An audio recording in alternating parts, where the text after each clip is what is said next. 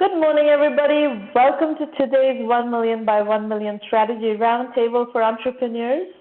This is part of the 1Mby1M program. Our mission is to help 1 million entrepreneurs reach $1 million in annual revenue and beyond, build $1 trillion in global GDP, and 10 million jobs. This is the first and only global virtual accelerator in the world. And in support of our mission, we've been doing these roundtables, these free mentoring sessions for years. We started back in the fall of 2008. This is the 454th roundtable, free roundtable. And we also have, thousands of private roundtables that happen on a weekly basis. I've accumulated 2,000. So it's this mode of online mentoring and working together in these safe working sessions has become quite an effective way for us to be able to work with many, many entrepreneurs in many, many parts of the world. As you'll see today, we are really operating on a global basis. The event is being recorded. You will find the recordings of this one as well as previous roundtables on our YouTube channel, 1M1M Roundtables. Our Twitter handles are at 1Mby1M and at Romana. We publish a lot of interesting content. If you live tweeting today, use hashtag 1M1M. These are the call-in instructions. We're not quite ready for call-in yet, but I will put these slides up later when we are ready for call-in. Today, we're going to start the session with a conversation with Ryan Chan, CEO and founder at UpKeep Maintenance Management. Ryan, welcome to the show. Thanks so much for having me. It's great to be here. You have a very interesting journey, Ryan. We covered you in Entrepreneur Journeys, and I wanted to invite you back to this roundtable to share more of how you have done your journey so far. So let's start. Let's start by talking about bootstrapping with a paycheck. We actually encourage, unlike other accelerators, we actually encourage people to bootstrap with a paycheck. And you have had a particularly interesting success with bootstrapping with a paycheck. Let's explain what you did to our audience and what has worked for you. Absolutely. Would love to share my story. Essentially, I was a chemical engineer at Berkeley. My first job was working in a manufacturing plant. So I got introduced into the tech world, not through going to school at the Bay Area, but really trying to solve a problem that I saw at my old facility. So what happened was I realized there was a big problem at our facility, and I wanted to go and solve it through technology. But I didn't know how to code. I didn't know how to build the software that I wanted to build for our old company.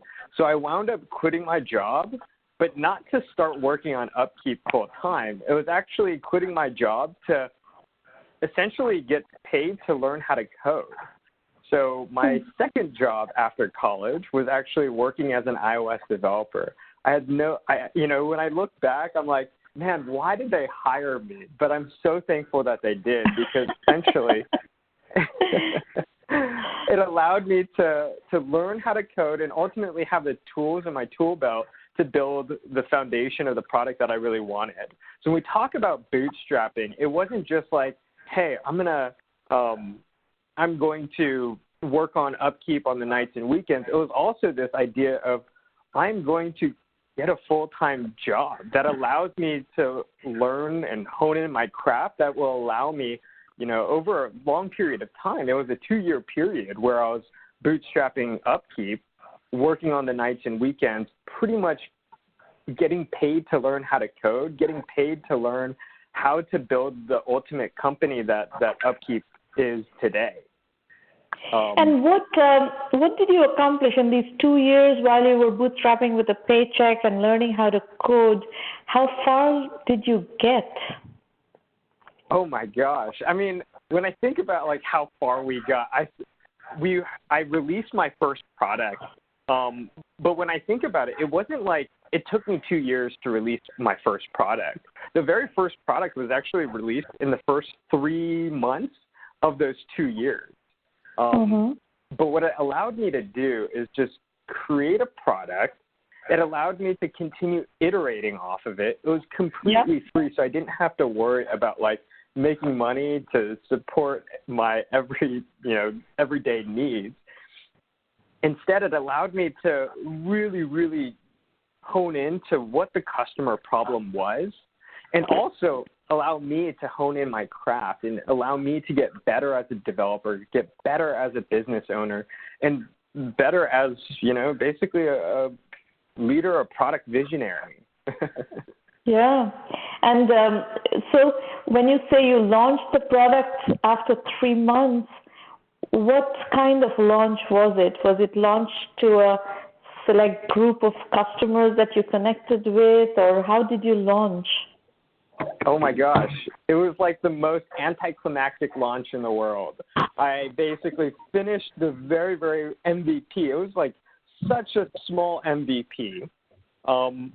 I released it out onto the App Store, and I had this vision that if I did this, then everyone would come rushing in. It was a free product, and everyone would love the product.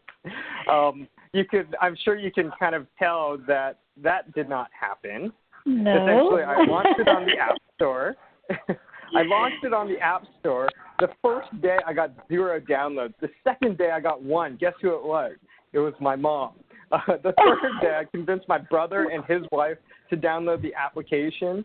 And it was a very long period of just continuing to iterate on this product. When I had launched the product, it was 100% free. And it was just another app of the 10 million applications on the App Store. Right. Yeah, that was our launch. So when was the first real customer download? How long did that take, and how did that happen? With the real first customer download, I'm not sure actually. But what I will say is that it was never this like exponential growth upwards.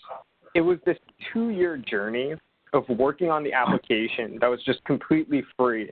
It was a 2-year journey of just continuing to iterate on it. And it wasn't until basically 2 years later that I had met up with one of my friends who is also a startup founder and CEO of a company much larger than we are. And he said, "Hey, Ryan, like, you've got a couple thousand users on UpKeep. Like, that's amazing. That's a business." And it didn't really hit me until I kind of paused and looked back at how far we'd come, because I was grinding away for 2 years. Just every single day, it was just like adding 1 more user, 2 more users, 3 more users. But people were organically finding your app. We were not doing any marketing as such, it sounds like, yeah? I wasn't doing any marketing. You kind of say that my conversations with our customers was kind of our marketing. And so essentially what I did was every single customer that came in, or I wouldn't even say a customer because they weren't paying us, but every single person that came in, downloaded the app, I try to have conversations with them. Why did you download UpKeep? What were you looking for? What do you want in a product? And it was what a wonderful customer immersion exercise. And it was just a very slow, steady, gradual process over 2 years. But if you do this for 2 years, one day you kind of look back and realize, holy moly, look how far we've come. Look how far the product has come. Look how many customers and users are using the product. And that was at the 2-year point, these are still free users, yes? These were all free users, yeah. Yeah. So what did you do at the 2-year point when you have 2,000 customers, your friend is telling you, hey, you have a business here, what was the next move? The next move, it was actually the funniest story in the world, for me at least, when I look back. I had met up with my friend for coffee, and he said, Ryan, you have a business. And he said, Ryan, you should quit your job and start working on UpKeep full time. And I was like, oh my gosh, like I'm like deathly scared, but I think you're right. And so literally that day, I had called my boss and I told him, like, I absolutely love working here, but I've got to pursue this passion of mine. I want to start my own company. So I did that. And, you know, after that, I said, you know, okay, like, I need to support myself. I need to support, you know, basically the product. It was just a one-person company, just me. Right. And I had applied to YC, and that was basically the start of this next chapter in UpKeep's growth. So talk about YC. You applied to YCombinator. YCombinator tends to not like solo founders, but you did manage to get into YCombinator. Talk about what happened. Sure. So I think the application process is really fun. The application process for me was really funny. I remember it was literally the week after that I had quit my job and started working on UpKeep full time. I was working in my mom's garage, and if you're curious, I actually still live there today with my wife. And and I was just searching online. I came across YCombinator.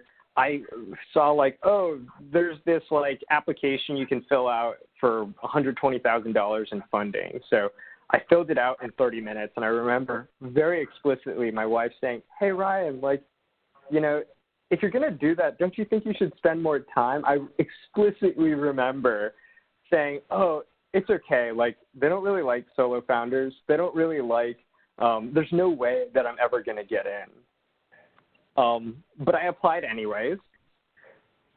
And what I realized was, you know, it wasn't so much about like spending hours and hours on the application, but really how well you're able to tell the story of how far you've gotten, how much traction you've gotten, and why you are or your team is the right team to take over this industry. I think we were able to, or I think I was able to tell that story in the application, even though I had spent a short period of time working on it. I was able to show this like grit factor that I had been working on this by myself for 2 years. I was able to show the traction that we were able to have. And ultimately, I think what YC saw in UpKeep was that, man, Ryan can do a hell of a lot with very little. Yep.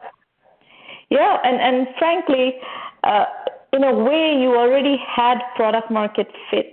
You had actual customers using your product. So the missing piece was turning them into paying customers, but you already had a product that was in the hands of real users, real customers.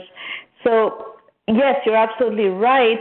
Even if you're a solo founder, if you can show that real customers are engaging with your product and you have, you know, the beginnings of product market fit, I don't think whether you're a solo founder or not matters as much. It doesn't matter whether you're a solo founder, whether you have a team of 5 or 50 or 100. At the end of the day, what I've come to realize is that, you know, getting funding and receiving funding doesn't come off of having a great product. It doesn't come after, you know, having a great team or a great idea. It comes through execution and traction. Traction is the operating word. Absolutely correct. Exactly. Yeah. Okay. Exactly. So you get into YCombinator. You have a couple of thousand users. What did you get out of YCombinator in the period that you were inside YCombinator? What did you accomplish there? So I absolutely love YCombinator. They push you hard. They push you to really think about your business and push you to have one core metric that you're really, really hyper-focused on. So in terms of what did we accomplish while we were there, they pushed me to move a lot quicker than I thought I was even moving. So the first thing that they said was, Ryan, you're doing a hell of a lot with very little, just one person, but you need support. You need people to help you build out the product. It's not like you need 100 people, but go out and hire your first employee. So I did that. During YCombinator, hired my first employee. His name is Kevin. He's still with us today, and he is such a good guy, the best first employee, because he was the person that was willing to do anything and everything and just be, a friend, someone to work on really hard problems with. And I'm so grateful of him. I couldn't have done it without him. During YCombinator as well, we had switched the product over from not just, a 100% free product, but we offered a paid pricing tier where they really pushed us to think about, okay, Ryan, we know that you have a lot of free users. How much do you think people are willing to pay for it? And do you think people are willing to pay for it? So they pushed us to have a paid tier of our product. And because of some of these strategic decisions during YC, we're able to continue growing. And then I would say the third thing that we accomplished there, or that I really got out of YC, was just the network of other founders. I had gone to Berkeley, I had gone to school up in the Bay Area, but I actually wasn't very in tune with the whole startup scene. I was always very focused in the industrial chemical engineers, all of those groups and organizations. So during YC, before YC, I knew very little people that were in the tech scene. I didn't know a single person in YC. So going through YC, you get surrounded with a bunch of other startup founders that have done this before, that are going on the same journey with you. And a lot of them I still call my close friends today. And what percentage of the 2,000 free users converted into paying users? That's a good question. During YC, we were able to get, it was in the tune of 300 customers by the end of YC. So we kind of backtracked that. That's a great conversion rate. I mean, if you think about our customer base, they were all using UpKeep for free, and some of them were using UpKeep for a year and a half, or almost 2 years to that point. Right. And it was actually amazing to see people saying, "Hey, Ryan, we want to support you. We want you to continue building this product and making it even better." Awesome. So now let's talk about your business. What is UpKeep? Sure. What is the functionality? What is the target customer? And how do you price it? Absolutely. So what is UpKeep? We build software for maintenance teams. So most common use case, you're working in a manufacturing facility, a piece of equipment breaks down. You'll basically pull out your phone, snap a picture, create a work order. That'll go to the facility manager, who can dispatch a technician to go out and fix that broken piece of equipment. So kind of like this group collaboration task management tool geared towards maintenance and facility managers, we have 3 different personas. The buyer of our product is typically the VP of operations. The champion of our product is the facility manager, and the ultimate end user is going to be the technician who's out there repairing equipment on a day-to-day basis. That's really UpKeep in a whole. Mm-hmm. And the pricing strategy? Absolutely. So essentially, we charge per active technician on UpKeep. So if you think about, dispatching one of those technicians to go out and fix a piece of equipment, we basically charge on a monthly billing cycle per user, and it ranges anywhere from $40 per user all the way up to $180 per user per month. Fabulous. Okay, and what financing strategy did you follow after YCombinator? So $120K of seed financing from YCombinator, and then what? Yeah, so basically after YCombinator, I would say the fourth thing that YCombinator gave us was a network and a network into investors. So after YC, we had obviously took $120,000 from them. After YC, we raised another $2.7 million in our seed funding. And it was from a group across Battery, Bain, also YCombinator participated too, and a few other seed funds. So it was really, really awesome. To me at that point, I was just mind blown. I was, this was an insane amount of money, but I'm so grateful. Well, I'm so grateful because that allowed me and allowed us to really start to turn UpKeep from what was just a bootstrapped company literally 4 months ago into a real business that we could actually bring on and hire people and, ultimately build the foundation of what UpKeep is today. After that. And when was that? When was the $10 million financing? Yeah, so after that $2.7 million, we had raised another $10 million in January of 2018. So basically the timeline of events. Just a second. Brian, when was the $2.7 million? What month and year? Yeah. The 2.7 was after YCombinator of winter 17. So it was around April of 2017. Okay. Yeah. And then we had raised another $10 million in January of 2018. So about 9 months later. Okay. So you have about $13 million worth of financing by January 2018. Correct. And how were the metrics tracking at this point with all this throttle, all this infusion of capital? What did that do to your metrics? I mean, it allowed us to grow. And just to put this into perspective, and whenever I think about it, it's kind of gnarly, kind of crazy, but a ton of fun. So 2.5 years ago when we went through YC, it was literally just me as a solo founder. During our seed round, I had basically hired, it was a team of 8 after our seed round. And by our Series A, we had around 12 people.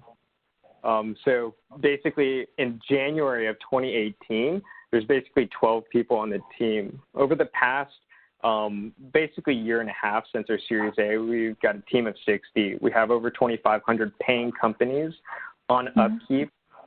We've grown the business quite exponentially, and it's been a ton of fun. It's been so amazing, so great. But what I also want to say was that, funding is an outcome of having a great product, of having a great traction, having a product that customers absolutely love. I wouldn't say that financing was the thing that allowed us to get there. I think it's really an outcome. It's product market fit that allowed you to get the financing and the subsequent traction. It's not financing driving the traction. Absolutely. And just to put this into perspective too, we haven't spent a single dollar of our Series A funding over the past year and a half. So I just really want to bring this home that financing, having money does not equate to amazing traction. Having amazing traction will allow you to get additional funding and to get the financing. Well, and you don't need, at some point, I would argue that if you have enough traction and if you have some capital, you don't need to keep raising capital. There's a problem in Silicon Valley that entrepreneurs feel this compulsion to continue raising exorbitant amounts of money. I don't think that builds great companies. Absolutely. So where are you now? We are ending the summer of 2019, so more than a year and a half from your last round of financing. What do you think you're going to do in 2019 at the end of the year? What kind of metrics are you targeting, and where do you stand right now? In terms of number of employees, number of customers for us, we basically are on this path to, we're going to hit around 70, 80 employees on our team. We're going to get to around 3,000 to 3,500 customers by the end of this year. It's really exciting. It's been a ton of fun for us. Really, and where is your team? Are they all in the Bay Area? 70, 80 people in the Bay Area? Actually, we're based in Los Angeles. You're based in Los Angeles, okay. That's a good idea because the area is becoming very difficult from a hiring point of view. So that's also a smart decision.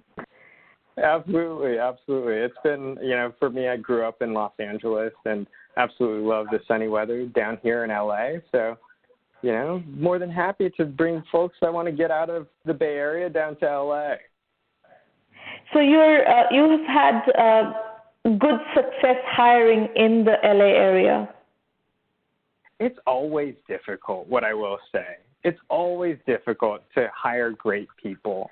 I think we've had good success hiring in LA because, of my network, because of the people that we've brought on their network as well. Mm-hmm. It's hard anywhere you go. Yeah.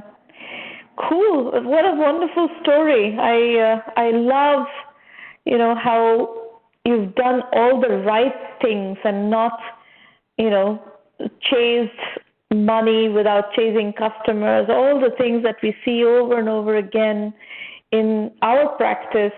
Entrepreneurs have this problem of believing that they need money first and then they're going to start chasing customers. And that's just not how the business works. The business works such that money follows if you have customer traction. And the reason I love your story and I invited you back after Entrepreneur Journeys is that I wanted you to reinforce that story from your experience. So thank you for that.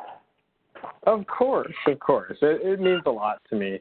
And I genuinely believe that's how great businesses are started. Fantastic. So we are going to switch now to the entrepreneur pitch session. Let me just set a little bit of expectations here. Folks, we are on your side, and this is a safe working session. You don't need to be nervous. You don't need to be defensive. Just talk about what is it that you need help with, and we'll do our best to help, address your questions. It is possible that you might disagree with my feedback or Ryan's feedback today. That's fine. It's your business. So you will do whatever you wish to do with your business.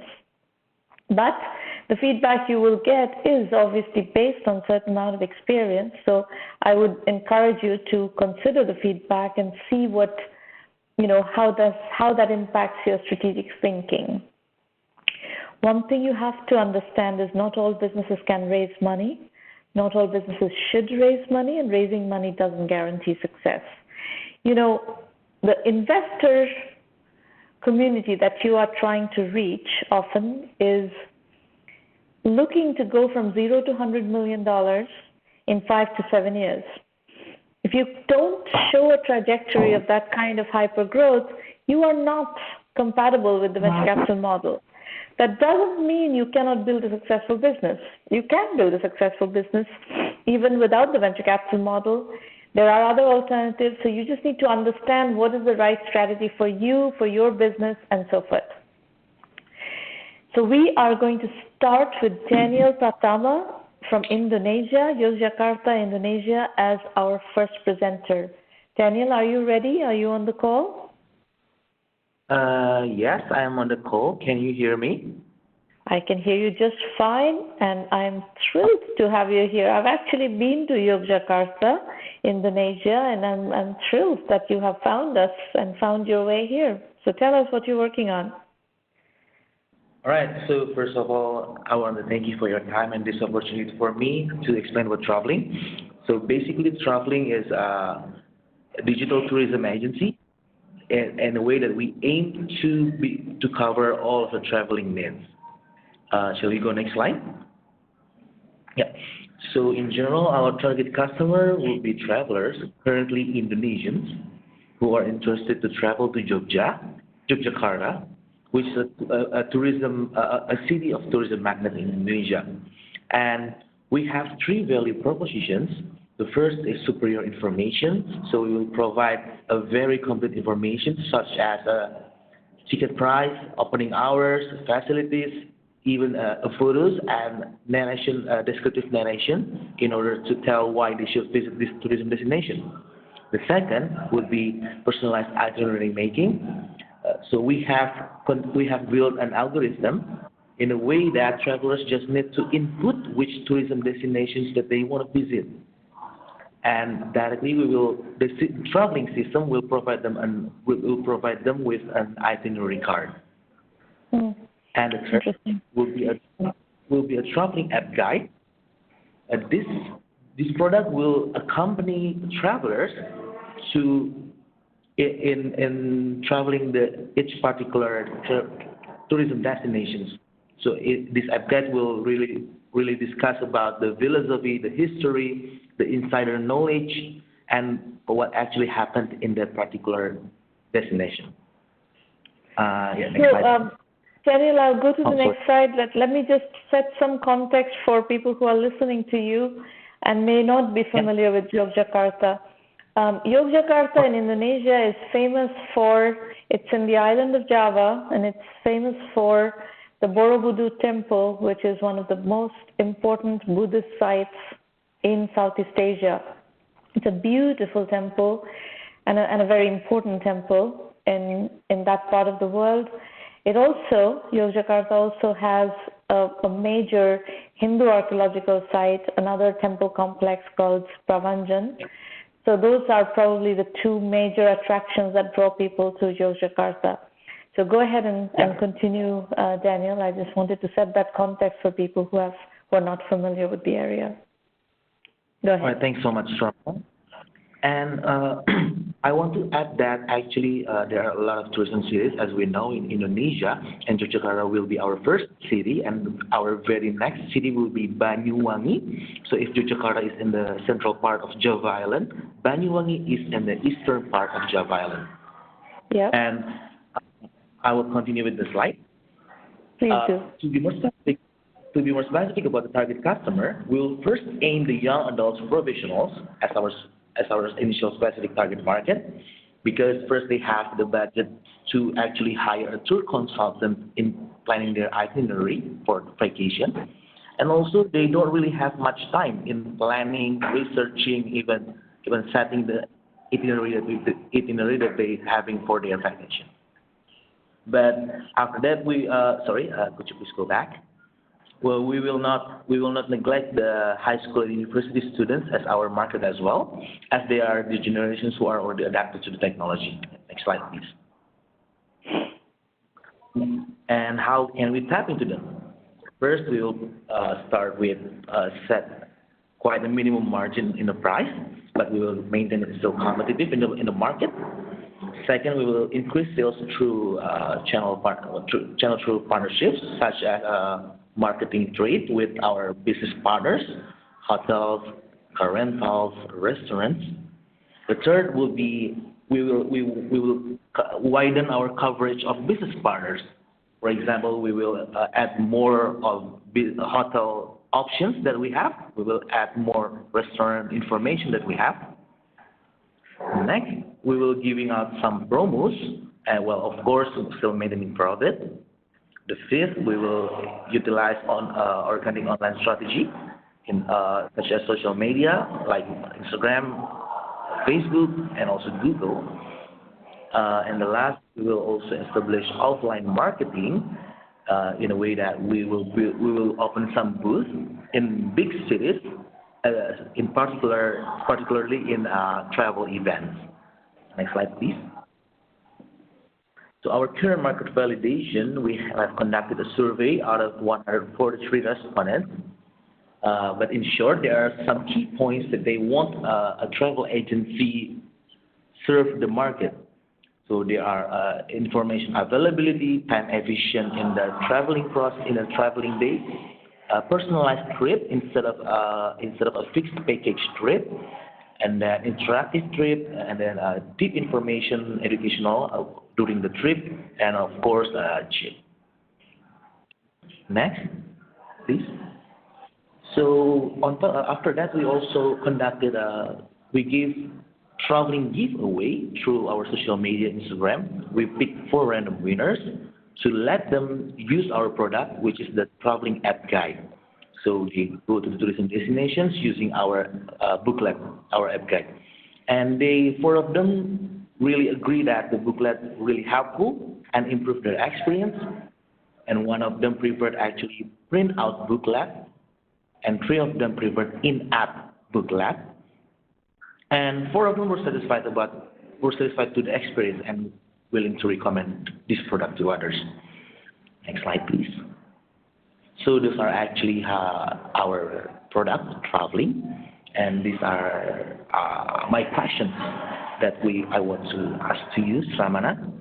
Shall we get into this, or shall we go to questions first from you? So let's just go back one slide. This what you gave away, you don't have any validation of payments right now, right? Whatever is happening is free usage in your target customer base, right?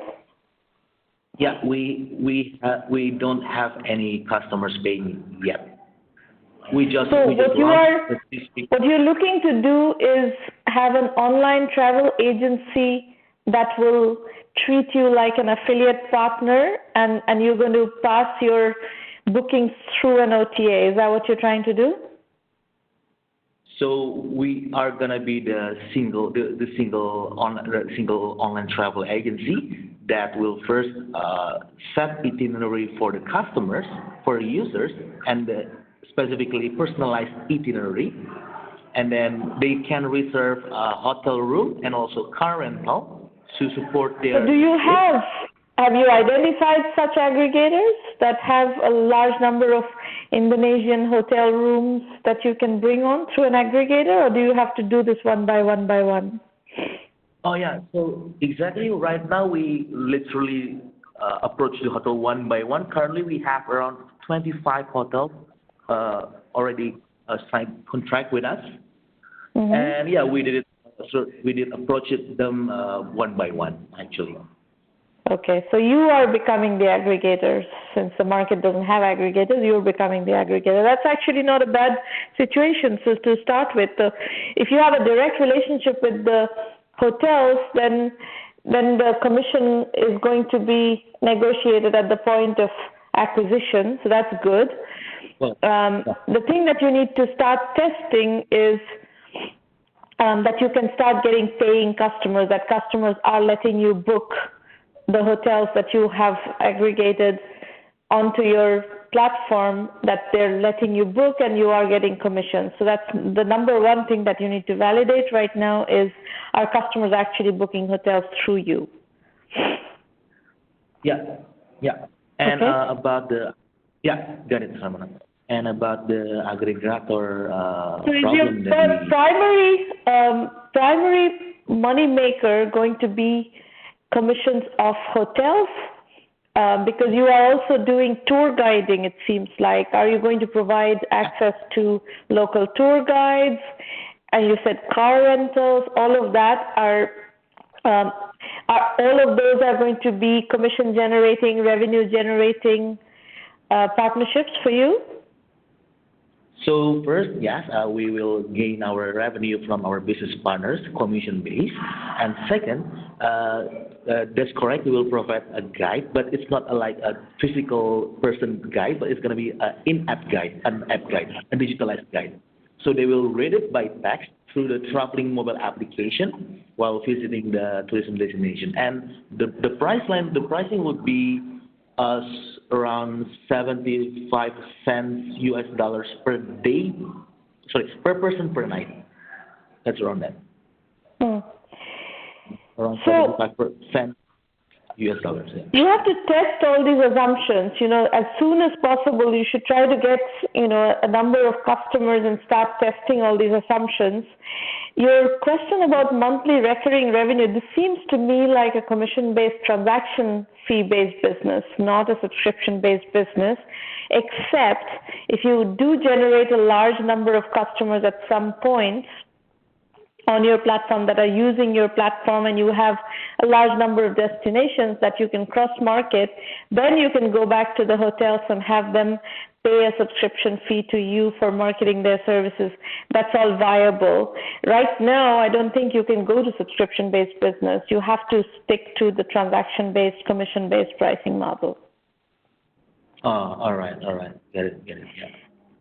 As far as customer acquisition strategy, you are going to need to use most likely Facebook, and I imagine Facebook marketing or Instagram marketing in Indonesia, the rates are still manageable, but you have to do your due diligence on what are the costs and whether the unit economics work or not. So you cannot spend more on customer acquisition than what you get, than what you make in revenues. So those are my responses. Let me turn it over to Ryan and let's listen to what Ryan's impression of your business is and what advice he has for you. Go ahead, Ryan. Sure. I have a few questions, actually, if you don't mind. There's actually a lot of startups trying to do this in this space. There's a lot of other competitors in this space. What do you see as your unique proposition? Is it the personalized itinerary making, or is it the aggregation of all of the different hotels and events that you could potentially do? Or is it something else? So actually about the aggregation, it's not really unique selling because we have a limited amount of hotel chains.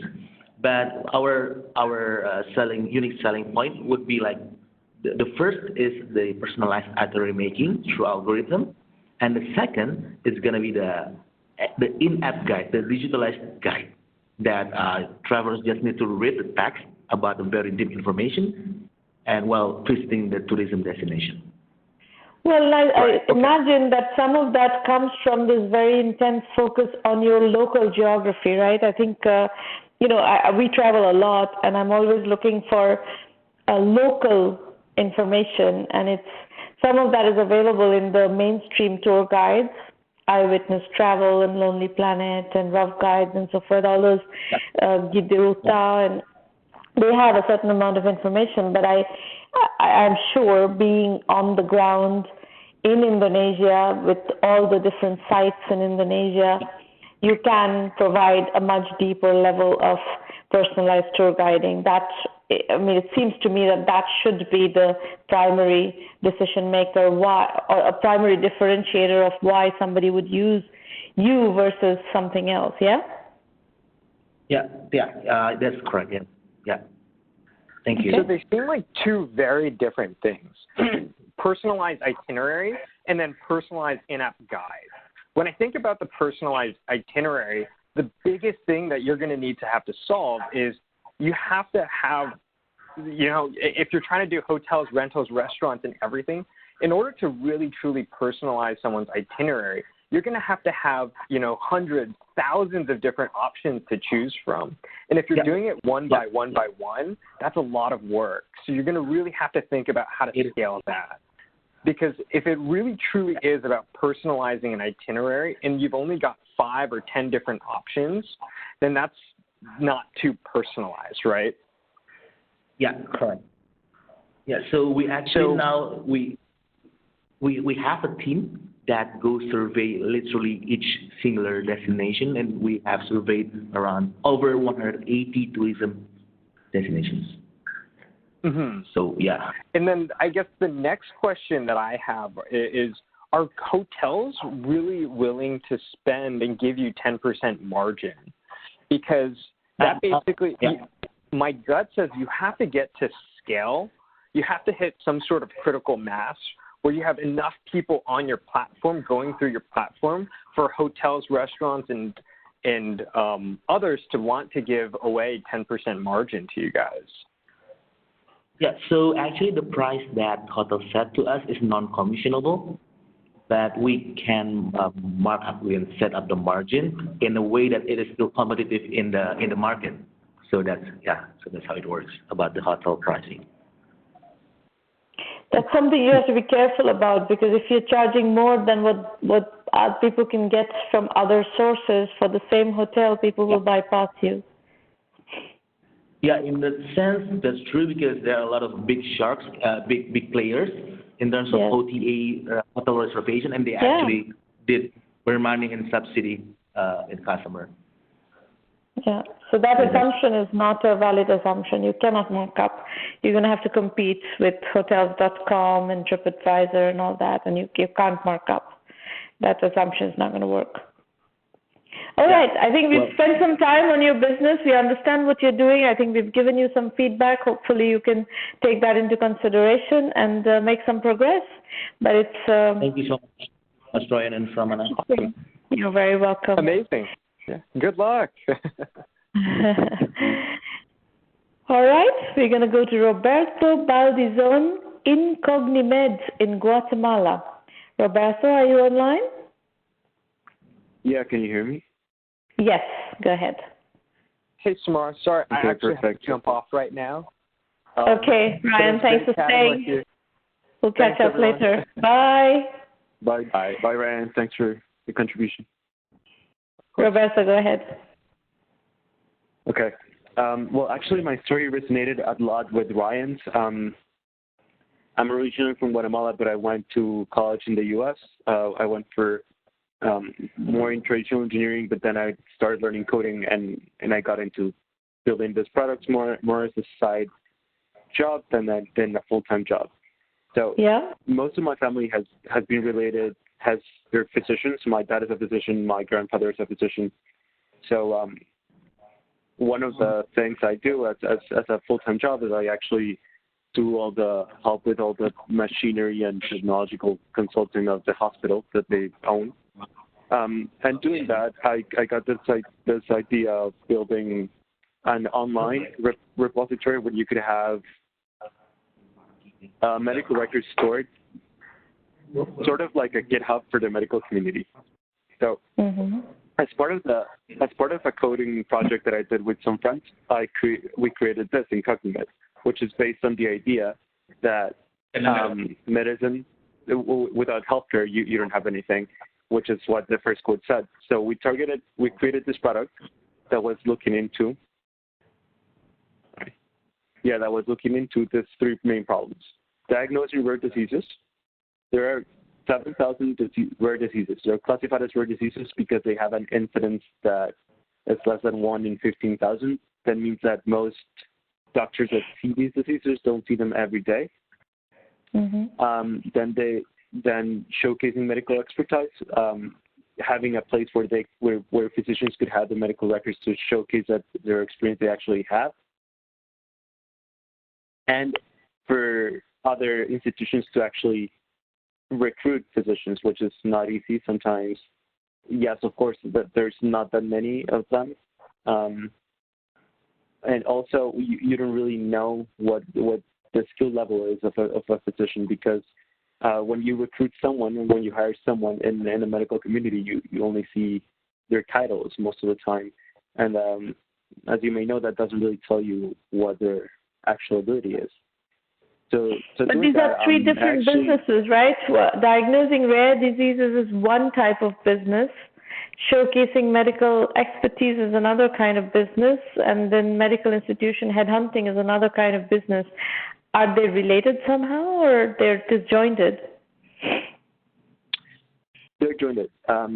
So we really, when we created this product, and I said we because I made the same mistake that not mistake, but because that Brian did, that I thought as we somehow needed a team, and I did it with 5 friends. But in the end, it was actually more troublesome than help. I had to do everything, and it was a lot of work for me to just keep up with them. So I ended up doing it pretty much all by myself. So the product, it's meant to target those 3 issues that we talked about. And I believe those 3 issues can be targeted with an online medical repository that you could be sharing that data without sharing the patient's identity. So in a very similar manner that GitHub does for developers, where they can have the code in the cloud and they can share their expertise, and other people can see what they're doing and then recruit them. And other people can look at the other people's codes and learn from that.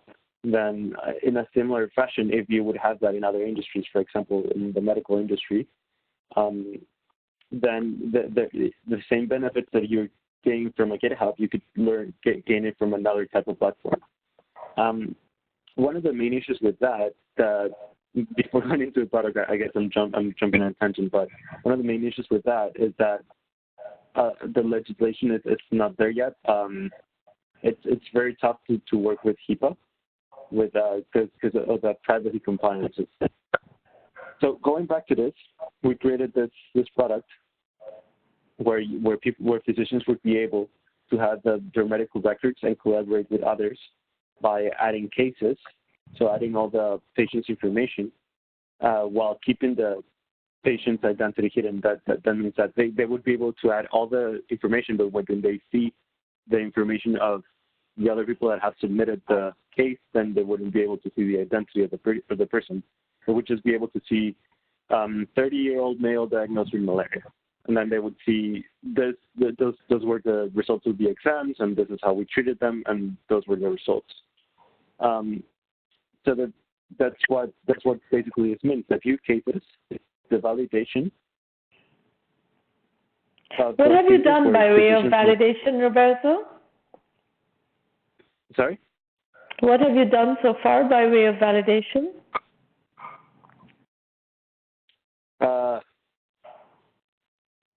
I don't understand the question. Have you done any validation work? Customer validation? If customer validation, yes, I have. Going back to the same medical community, I discussed it with physicians that I knew and medical institutions, and looked at some of the issues that they had, which is why how we built this product. So if the impact that this could have would be increased sharing collaboration of the global medical community, increasing accountability. So what's happening right now? Do you have on this product, this social network that you've created, do you actually have physicians using it? Yes, I mean we have a few, but to be honest, what we did is because we saw that the legal hurdle was so big, we ended up shifting into looking more at creating a management system for a small hospital, which is the one that my family owns and I help to manage.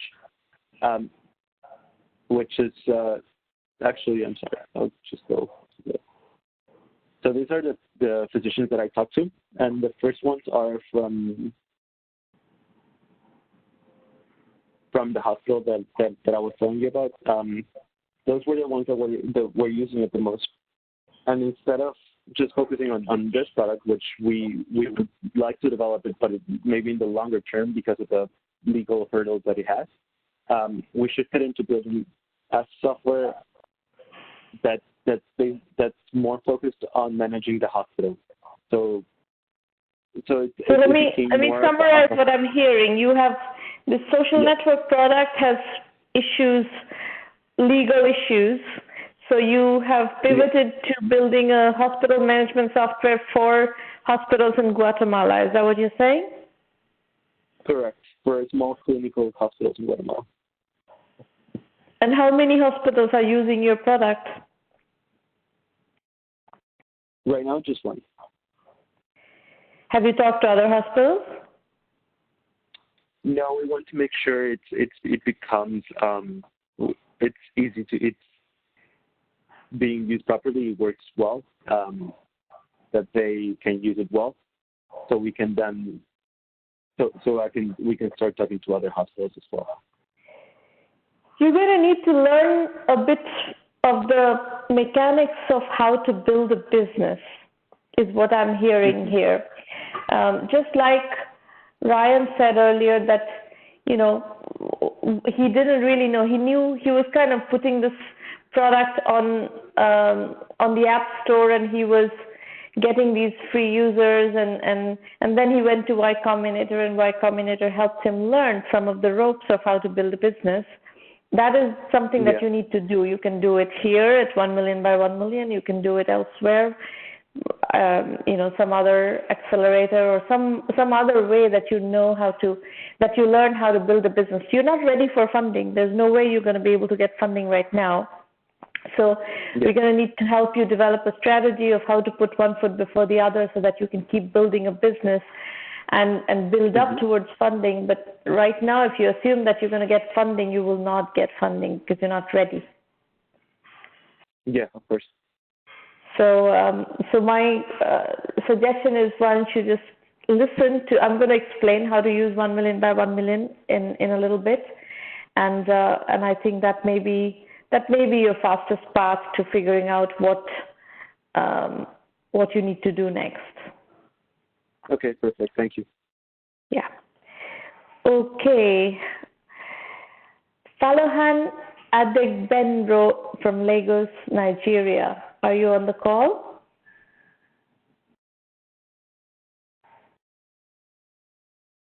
Is Falohun on the call? Yes, I'm here. Can you hear me? All right. Yes, I can hear you. Go ahead. Oh, okay. Okay.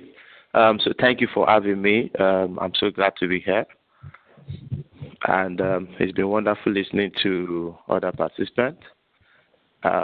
What we basically want to put forward is a kind of a lifestyle business that impact on people's health.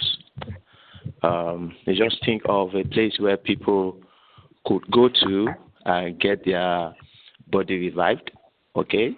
Not just by relaxing their body. I mean, if it's just for relaxation, they can always go to regular hotels, okay? But we are not talking about an hotel here. We are talking about an unusual place where they will not just only relax, but they will have their body, renewed by the kind of food that they eat, drink that they have, and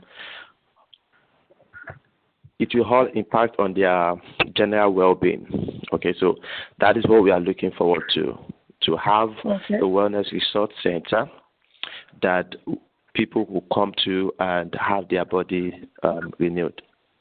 So the problem we are trying to solve is basically to help people reduce their risk to sicknesses like cancer, high blood pressure, diabetes, arthritis, and the likes like that.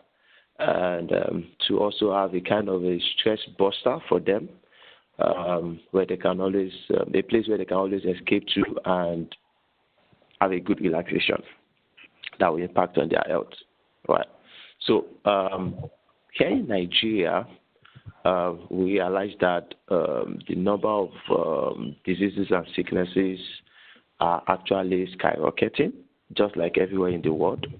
And I think that is why World Health Organization is working hard to see to it that people's health are being, improved. So people are really looking for healthier alternatives that would be a safer means of, healthcare system for them. All right. And that is what our business is really looking forward to putting up. We have started, all right. We are not just dreamers. We have started in our own low estates, and the response has been amazing. We've been having customers every week, back to back, and the feedback has been so wonderful. All right. So you already have a wellness resort up and running that people are coming to and paying for? No, what we have is a wellness cottage. Okay. Okay, just a little place, like 4 rooms, apartment. People check in. We can only accommodate like 2 to 3 people at a time. All right. So, but we are looking forward to upscaling, to expand the vision, to have a resort with quite a number of lodging facility, maybe 50 to 100 rooms that people could be able to check in, because sometimes we have problem. We have full lodging capacity and some other people want to come in. So we have to tell them to How wait. Many rooms? How many times, rooms does your cottage have right now? Right now we have 3 rooms that are available for lodging. 3 rooms. And, yes, and what are these numbers? Is 5-digit capital? What is the unit? Can you 10,000 what? I didn't get that. Well, what is the unit? It's your local currency, 10,000 of your local currency to... Oh, okay. Okay, you're talking about the rates per room. Yeah, I mean, you say you have 5-digit capital about 4 years ago, and you've grown to 8-digit. Yes, we didn't start out with the wellness cottage. Yes, we actually did start out with a wellness cottage. We started with just consultancy services, and later on we metamorphosized into creating a wellness cottage. All right, so we started this wellness cottage just last year. So the wellness cottage is just a year old in July. So, the first thing that comes to my mind is you have said that you have reverse stroke cases, Parkinson's disease, liver and kidney issues, high blood pressure, diabetes, etc. And you have 600 customers that have, used your service. I would like to see in the 600 customers, what is the distribution of these kinds of cases, and what have you done? What kind of intervention you have made, and what results you've got? So where I'm getting at is that I would like to understand what is getting the maximum number of customers, what kind of problems, and what kind of interventions are creating the maximum impact. Because, it's a lot easier to position a company like yours if you get specific rather than be generic. Wellness is generic.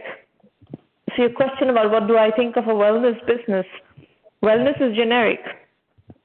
But if you get very specific on we're going to deal with diabetes, that's very specific. We're going to deal with liver problems, that's very specific. And I think it's a lot easier to build businesses and scale businesses if you can get specific. Yeah. Well, so you're absolutely correct, but natural health is kind of holistic, okay? And we'll be limiting ourselves if we just restrict to just one particular issue, because it's actually about overhauling the body. Built. In my opinion, that's how scalable businesses are built. Obviously, you are running a business and you are getting customers. So you already have a business, but if you can get to the specifics, you're going to build a faster growth business. That's just how business, these are proven principles of how to build a business that I'm talking about. The whole world of building businesses understand these principles. So you need to learn those principles. So I have roughly the same feedback for you that as Roberto, is that you need to learn a little bit more in more detail how to build a business. And I'll explain how to do that through 1 million by 1 million in a moment. And just hang on and you can ask questions after that. Okay? Oh, okay. All right, thank you. So you're very welcome. Very interesting. What you're doing is very interesting. So folks, those of you who are listening, I want you to do us a favor, which is spread the word. If you like what we're doing here, as you can see, we are very precise in the feedback that we give. We, get into the depths of what you are doing and try to figure out what are the levers with which you can grow faster, etc. And those are characteristics of very serious, entrepreneurship ventures that can use that kind of feedback. So if you know people who are trying to build serious businesses, do refer them to 1 million by 1 million. All our resources are at 1Mby1M.com. You will have the free blog. You will also have the Entrepreneur Journeys book series, which is all available on Amazon. That's a good learning point as well. There are 12 volumes of Entrepreneur Journeys. They're all case study-based books. These roundtables happen every week. So this is the 454th session. Over 100,000 people have attended these sessions. Our full acceleration program is 1M by1M Premium. So you can get extensive methodology guidance, curriculum access, help with business development, strategy consulting, and also help with financing and media relations. Financing is subject to your readiness. I recommend you go to the self-assessment on the 1M homepage. This is a free questionnaire that we recommend all entrepreneurs take their businesses through. If you get stuck and are not able to answer certain questions, go to 1M Basic and start using the curriculum to teach yourself the methodology points that you have knowledge gaps on. So the website is very comprehensive. If you're considering joining 1M, go through the website, try to understand what to expect from the premium program, what to expect from basic. There are FAQs, video FAQs, complete description of the curriculum. It's a case study-based curriculum with over 1,000 successful entrepreneurs' case studies and video lectures synthesizing lessons from the trenches. Our philosophy is bootstrap first, raise money later. And that is pretty much our description of the program. Figure out if the program is for you or not. You do need to be comfortable with self-study. There is no spoon feeding in 1 million by 1 million, so that's something that you're going to have to worry about, that you have to be self-motivated. Upcoming free roundtables, pretty much all of September, all of October, all of November. We have all the way until Thanksgiving. We are here, we are active. There will be roundtables. The next in-person rendezvous in Silicon Valley is on Wednesday, September 4th from 5 to 6 p.m. at Cafe Boroni in Menlo Park. And that's it. If you have questions, I will be happy to answer.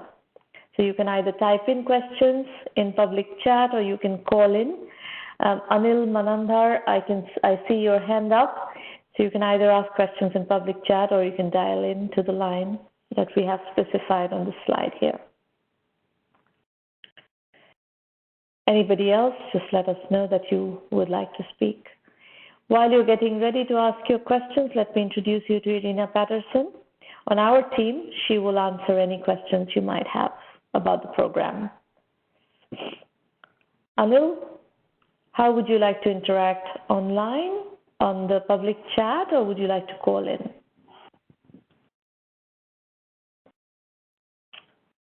You have a question here. How can we prepare a prototype for an organic farming produce product? Anil, the 1 million by 1 million program focuses on IT and IT-enabled services only.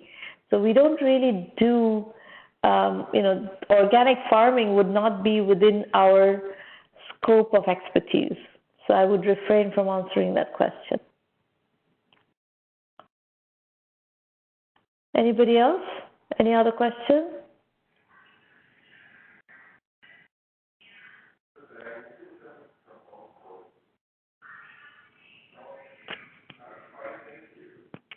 No questions.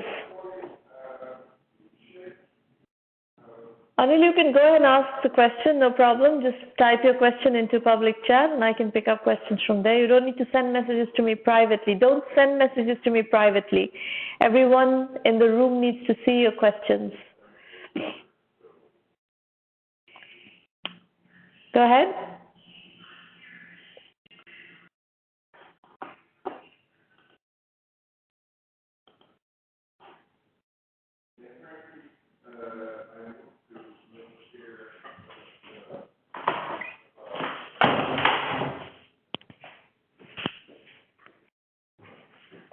Anil, I'm waiting for your question. You say you want to ask a question, but you're not asking a question. Is there anybody else who has a question?